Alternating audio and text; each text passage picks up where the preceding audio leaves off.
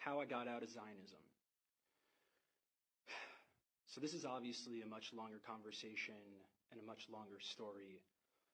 But for the sake of brevity, I'll try to tell this, as the Alter Rebbe says, the first rabbi of Chabad. I'll try to tell the long, short version of how this happened. So in 2018, when I was 20 years old, I was studying in Jerusalem in an all-male religious nationalist seminary. And obviously I grew up very Zionist. And while I was there, I started having questions about the entire population that existed beyond these walls. And as part of my program, there were individuals who were doing this interesting program where folks actually met Palestinians and heard some of their perspectives. And for me, I had heard some good things about that program, and some of the things that they were saying were interesting and appealing, so I decided to go to that program. And I remember it was a Friday before Shabbos, and I was sitting there at 9 a.m. in Jerusalem, and a Palestinian man had come to speak to us. And he was describing how he had to get up at 4:30 a.m. to make it to Jerusalem at 9 a.m. Even though he lived in Ramallah, which is only like 7 miles away. So obviously my brain goes, well, that doesn't make any sense. Surely it shouldn't take you more than 4 hours to go 7 miles. And then I listened how he proceeded to talk about the system of checkpoints, how he had to get on a separate bus, how he had to make the calculation of whether it made more sense for him to stay on the bus, knowing that if he's on the bus, he could be kicked off the bus at the checkpoint and go to the back of the line, or if it just made sense to just wait on the non-bus part of the checkpoint to get through to make sure that he got here in time, to speak to a bunch of Zionist Jews to try to convince them that Palestinians were human. So after the lecture, I went up to him, I was like, dude, this is fucked up. What is going on here? Why did no one tell me about this? And I was like, can you just I didn't even know what I was like, more, just more. Tell me more. He took out his ID card, and he's like, yeah, I actually have to head back now because if I'm not back by a certain time, my provisional travel status is going to get revoked and I won't be able to leave Ramallah again. And it doesn't matter if the checkpoints held me up. And the checkpoints could take 3 to 4 hours.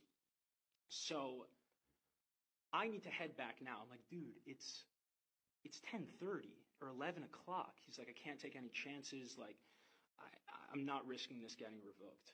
So I said to him, I was like, I need to know more. He said, well, why don't you come with me to Ramallah? So I'll tell you, the first thought that rose in my mind, it was rising and it said, if I go, you will kill me. Because that was the way I was conditioned. Growing up, for me, Palestinians were terrorists. There was no possibility that a Palestinian was human, and certainly no possibility that Palestinian resistance had nothing to do with Jewish folks, but had to do with the fact that there were settlers kicking Palestinians off their land, upholding apartheid, ethnic cleansing, and genocide.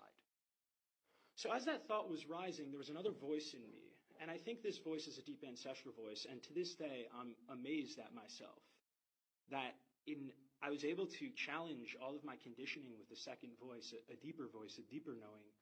And that voice immediately said, well, you've been told your whole life that this person was going to kill you and that this person was a terrorist and he wasn't human. And he's standing right in front of you and he's the exact opposite of those things. And in that moment, I didn't vocalize that thought and I called bullshit and I said, yeah, I'll come. I'll come. I need to see it for myself. Now, as a Zionist kid growing up, this was unheard of. The thought that I could go to a Palestinian town and come back in anything less than a body bag was absurd.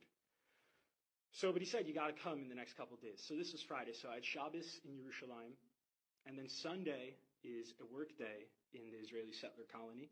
So I went to yeshiva. I went to Gemara in the morning. I think we were holding in Kedushin. And then during lunch, I took off my kippah, I put on a hat, and I went to Shar Shechem, which is Damascus Gate. The only place I wasn't allowed to go to when I was in yeshiva, for fear that Palestinians would kill me. And the second I stepped into Damascus Gate, I essentially, I don't want to say became Palestinian, that's ridiculous. I had tremendous privilege as a settler, but I got to taste, maybe instead of a drop in the ocean, I got to taste the mist surrounding one drop in the ocean of what it's like to be subject to a settler colonial regime. And I got on a Palestinian bus, and for me, I was like, well, this is interesting that it's a completely different busing system, but even more than that, it's like I, all of a sudden, was with the people who were supposed to kill me, and in fact, the very opposite happened, where when I was on a Palestinian bus, all of a sudden my sense of identity and belonging started to become Palestinian in terms of my sense of where my safety lies, and my sense of threat immediately became, holy shit, I'm on a Palestinian bus, I am being read as Palestinian in a fucking genocidal settler colony. I am about to go through an hour and a half of military checkpoints in knowing that this occupying army can do whatever they want to me, and the only protection I have is an American passport, which is way more than any Palestinian has, and I was still terrified. And I remember the process of just like this image of a Palestinian father being comforted by his daughter. This man's probably 65 years old, and just me just realizing in that moment, like, the deep humiliation that this person had to undergo. And he was someone privileged who was able to leave Ramallah to Jerusalem. And I remember just going through the Columbia checkpoint, IDF soldiers coming on, harassing us. And I remember going into the Columbia checkpoint and being on the inside of the wall and seeing the beautiful graffiti and seeing that there was a graffiti of someone, a kid with a slingshot. And my Jewish brain at the time said, wow, this is amazing. The Quran and the Torah are so similar. They also have an image of King David with a slingshot. And then after that, the bus kept going, and the slingshot was pointed at an IDF soldier. And that's when it started to crumble for me, where I said, wait a second, who's who here? Who's David and who's Goliath? These are the same rocks that my ancestors used to resist oppression. And now these rocks of Palestine are being used by Palestinians to resist oppression too. And we have become our worst nightmare. I remember sitting in a bar in Ramallah. Sorry, the Israeli security apparatus, I don't remember who it was, but if you could find him for me, that'd be lovely, because I dearly miss him and he changed my life. I remember sitting in a bar in Ramallah, and this person just explaining to me, this beautiful Palestinian human just explaining to me, being so patient with me, speaking to a Zionist settler, speaking to me and just saying, like, dude, like, most people here have never seen Jerusalem. I'm like, what are you talking about? It's literally right there. It's like you have to be a male and 65 or older, or women 55 or older, or you need to have someone sponsor you for a work permit, but the only way they can sponsor you, there has to be an Israeli, and how the fuck is an Israeli going to sponsor you if they don't even know you exist because you're behind the wall? Again, maybe the regulations have changed. This was my experience 5 years ago. It's probably gotten worse. And I remember him saying to me, he said, Shlomo, what would you do? What would you do if your entire life, the only person of the occupying army that you saw, and the only interaction you ever had with Jews were IDF soldiers who came in and raided you and arrested you in the middle of the night, put you under administrative detention, tear gassed your homes, cut off your water and electricity, arrested a bunch of your friends, and killed you and harassed you? He said, what would you fucking do?